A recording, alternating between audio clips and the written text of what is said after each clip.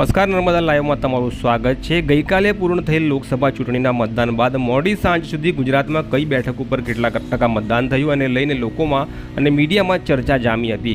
ત્યારે ઓવરઓલ ગુજરાતમાં એકંદરે 60% જેટલું મતદાન નોંધાયું હોવાના અહેવાલો આવ્યા। એમાં ડેડિયાપાડા અને બનાસકાંઠાએ મોખરાનું સ્થાન મેળવ્યું હતું, પરંતુ આજે સવારે જે અહેવાલો પ્રાપ્ત થયા એ મુજબ ડેડિયાપાડાએ મતદાનમાં સમગ્ર ગુજરાતમાં ફરીથી હાઈએસ્ટ સ્થાન મેળવ્યું છે। ગત લોકસભા ચૂંટણીની વાત કરીએ તો ત્યારે પણ 85% જેટલું મતદાન હાઈએસ્ટ હતું અને ડેડિયાપાડા સમગ્ર ગુજરાતમાં સર્વોચ્ચ સ્થાને રહ્યું હતું।